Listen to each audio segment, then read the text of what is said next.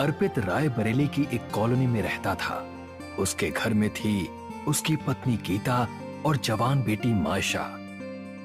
अर्पित car के parts बनाने वाली एक कंपनी में काम करता था। 5:30 बजे वो नाश्ता करने बैठता। दरवाजे से न्यूज़पेपर उठा लाओ। मैंने दरवाजा खोलकर देखा था, न्यूज़पेपर अभी नहीं आया है।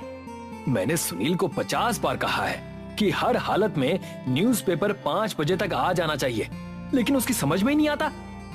मैं उससे न्यूज़पेपर बंद करा के किसी और से डलवाना शुरू करूंगा। अर्पित शाम 4 बजे तक घर वापस लौट आता था। आज भी वो फ्रेश होने के बाद हमेशा की तरह न्यूज़पेपर में डूब गया। अचानक पीछे से किसी ने उसकी आंखें बंद कर दी। ज्यादा न्यूज़पेपर पढ़ना अच्छा नहीं होता।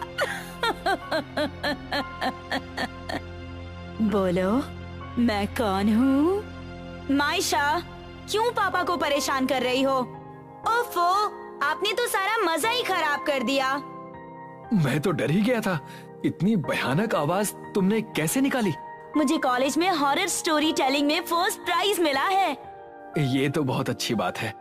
क्या अच्छी बात है इसमें?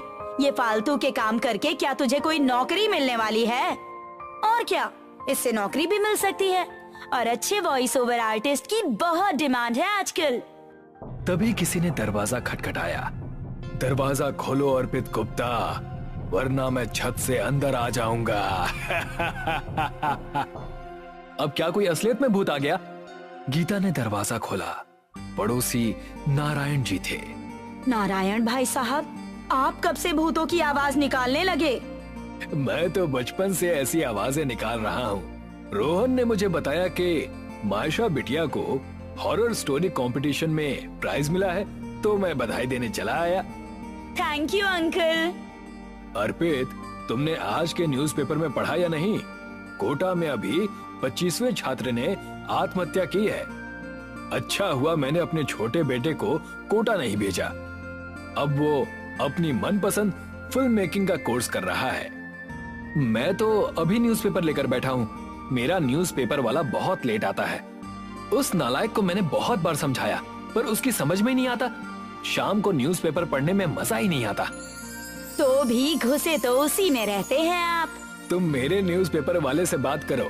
वो लड़का सुबह 3:30 बजे ही न्यूज़पेपर डालकर चला जाता है। क्या?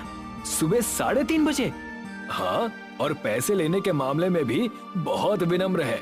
उसे तुम जितना चाहो उतना पेमेंट दे दो, कोई बहस नहीं करता। कोई नया लड़का है, गांव से आया हुआ लगता है।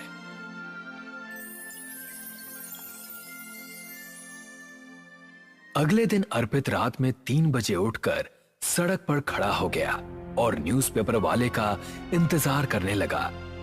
अचानक हवाएं तेज हो गईं, आंधी जैसे चलने लगी। लगता है मौसम खराब होने वाला है।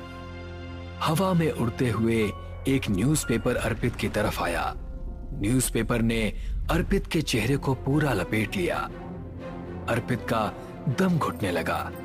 तभी किसी ने न्यूज़पेपर को अर्पित के चेहरे से हटाया। सामने एक लड़का खड़ा था। क्या आपको ही न्यूज़पेपर चाहिए? नारायण अंकल ने बताया था। हाँ, मुझे ही चाहिए। ये लो, एडवांस में 500 रुपए। इसकी जरूरत नहीं है, आप महीना होने पर पैसे दे देना।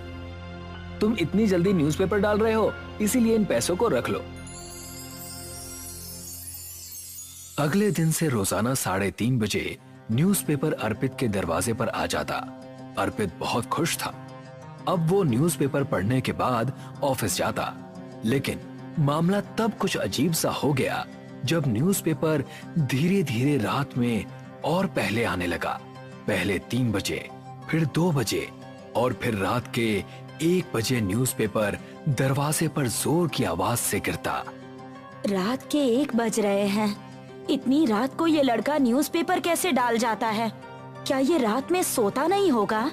ये इतनी जोर से दरवाजे पर न्यूज़पेपर मारता है कि मेरी तो नींद ही टूट जाती है। आप इससे कहिए ना कि 4 बजे के बाद न्यूज़पेपर डाला करे। अगले दिन जब 1 बजे न्यूज़पेपर की आवाज आई तो अर्पित तुरंत दरवाजा खोलकर बाहर गया, लेकिन बाहर गली में कोई नहीं था। अर्पित ने उसके अगले दिन भी यही किया, लेकिन फिर भी वो लड़का नहीं दिखा। ये लड़का इतनी जल्दी गायब कैसे हो जाता है, कुछ समझ में नहीं आ रहा। आपने उसका मोबाइल नंबर नहीं लिया? नहीं, नंबर लेना तो मैं भूल गया। अरे इस लड़के ने नींद खराब कर रखी है। कल से मैं रात को दरवाजे के बाहर ही बैठूंगी। आप सो जाना, क्योंकि आपको तो ऑफिस जाने के लिए सुबह जल्दी उठना होगा, हैं?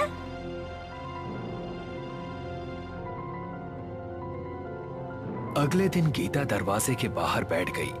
1 बजते बजते उसकी आंख लग गई। अचानक न्यूज़पेपर तड़ाक से गीता के मुंह पर आकर लगा, तब वो घबरा कर उठ बैठी। उसने देखा गली में एक शैतान हंस रहा है। गीता तुरंत भागकर अर्पित को जगाने गई। उठिए, 1 मिनट बाहर चलिए। अर्पित और गीता जब बाहर पहुंचे तो बाहर कोई नहीं था।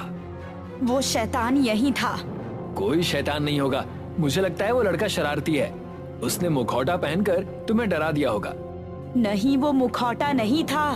आप नारायण जी से बात कीजिए। अर्पित ने नारायण को फोन किया, लेकिन नारायण उस समय शहर से बाहर था। नारायण जी तो बाहर है, 15 दिन बाद घर लौटेंगे। रविवार को मेरी छुट्टी है, शनिवार की रात मैं घर के बाहर बैठूंगा। देखता हूँ वो लड़का कैसे नहीं मिलता है। 2 बज गए हैं, अब तो सोने का भी मन नहीं हो रहा। गीता बेड पर लेट गई और अर्पित उसके सामने चेयर पर बैठकर अखबार पढ़ने लगा। गीता को अखबार में शैतान का चेहरा दिखाई दिया। शैतान के हाथ अखबार से बाहर निकले और उसने गीता के पैर पकड़ लिए। गीता चीख पड़ी, क्या हुआ? अखबार में शैतान था, उसके हाथ बाहर निकले थे। तुम्हारा दिमाग खराब हो गया है? मैं यहीं बैठा हूँ, मुझे शैतान दिखाई नहीं दिया और तुम्हें दिख गया। तुम्हारी नींद ठीक से पूरी नहीं हो पा रही है, इसीलिए इस तरह के वहम तुम्हारे दिमाग में पैदा हो रहे हैं। तुम उस अखबार वाले को दिमाग से निकाल दो, मैं उसे देख लूंगा। अगले दिन शाम को अर्पित ने एक सीसीटीवी कैमरा अपने दरवाजे पर लगवा दिया। कैमरे का फोकस गली में था, जहां से न्यूज़पेपर वाले न्यूज़पेपर फेंकते थे। अगले दिन ऑफिस जाने से पहले अर्पित ने सीसीटीवी फुटेज चेक की। वीडियो में बिना सिर का एक धड़ अखबार डाल कर गया। देखिए, ऐसा दृश्य कभी आपने देखा है क्या? लेकिन ये शैतान तो नहीं है। शैतान नहीं है, लेकिन इसका सिर कहाँ गायब है? आप अकेले बाहर उस लड़के से बात करने मत जाइएगा। नारायण जी को आने दीजिए। उधर अर्पित की बेटी मायशा अपने रूम में हॉरर स्टोरी टेलिंग की रिहर्सल कर रही थी। पीटर और गरिमा अपने बेसमेंट में गए। वहाँ एक बक्सा रखा हुआ था। बक्से का ढक्कन ऊपर नीचे हो रहा था। पीटर और गरिमा डरते डरते बक्से के पास पहुँचे और उन्होंने ढक्कन उठाया। वहाँ पर एक भयानक चुड़ैल खड़ी हुई थी और वो चुड़ैल बोली, मुझे तुम दोनों का सिर खाना है। मायशा के कमरे में एक बक्सा रखा हुआ था। उस बक्से का ढक्कन ऊपर नीचे होने लगा। मुझे बाहर निकालो, मुझे भी कहानी सुननी है। लगता है पापा इस बक्से के अंदर छुप कर बैठे हैं। और मुझे डरा रहे हैं। मायशा ने बक्सा खोला तो शैतान खड़ा था।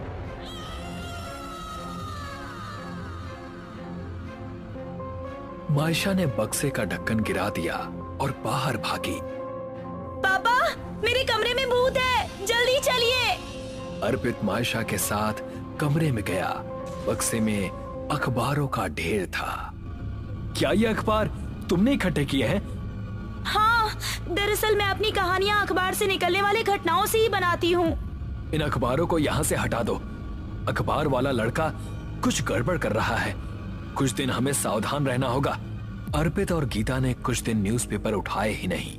न्यूज़पेपर 1 बजे ही दरवाजे पर आता रहा, लेकिन एक रात अर्पित और गीता को उठना ही पड़ा, क्योंकि उस रात लगातार दरवाजे पर न्यूज़पेपर लगने की आवाजें आ रही थी, जैसे एक नहीं कई सारे न्यूज़पेपर फेंके जा रहे हों। ये क्या हो रहा है? अब तो मुझे बाहर जाना ही होगा। आप ये लाठी ले जाओ, इससे भूत का सिर तोड़ देना। अर्पित लाठी लेकर रोड पर गया, लेकिन शैतान तेजी से भाग गया। इस न्यूज़पेपर वाले ने तो नाक में दम कर दिया है, चैन से सो भी नहीं पा रहे हैं। काश मैं जल्दी न्यूज़पेपर पाने के चक्कर में पड़ा ही ना होता। घर में जाकर अर्पित ने गीता से कहा, कुछ दिनों के लिए हम लोग भी किसी होटल वगैरह में चलते हैं।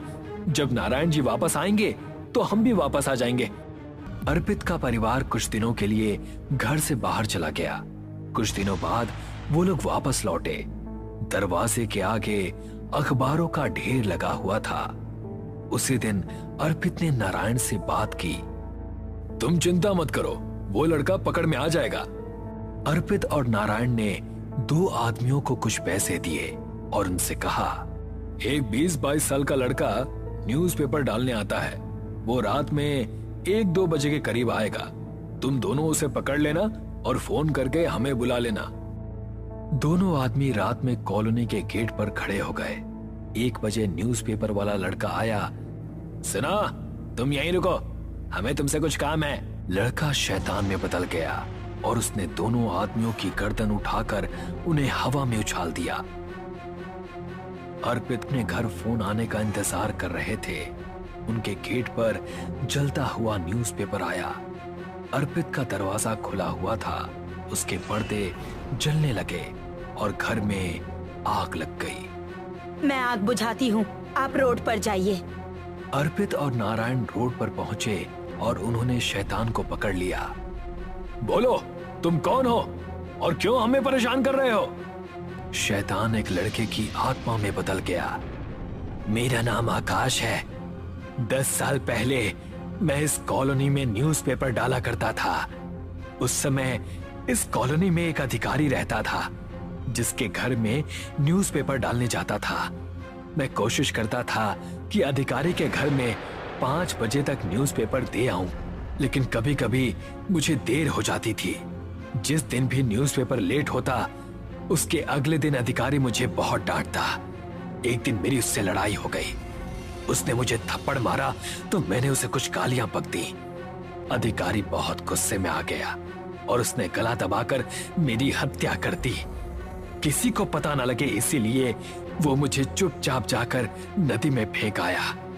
मैं उस अधिकारी को मार चुका हूं और अब उन लोगों को परेशान करता हूं जो जल्दी न्यूज़पेपर पाने के लिए पागल रहते हैं। लोग न्यूज़पेपर वालों की परेशानियां नहीं समझते। न्यूज़पेपर वाले रात में उठते हैं, फिर न्यूज़पेपर लेने प्रेस तक जाते हैं और फिर घर घर बांटते हैं। उनकी नींद टुकड़ों में पूरी होती है, लेकिन अखबार पढ़ने वालों को तो बस टाइम पर न्यूज़पेपर चाहिए। मुझे माफ कर दो, मैं जल्दी न्यूज़पेपर पाने के लिए कुछ ज्यादा ही संवेदनहीन हो गया था। मैं अपने पुराने न्यूज़पेपर वाले से ही बात कर लूंगा, लेकिन मेरा पीछा छोड़ दो। उस दिन के बाद से लड़के का भूत कभी दिखाई नहीं दिया।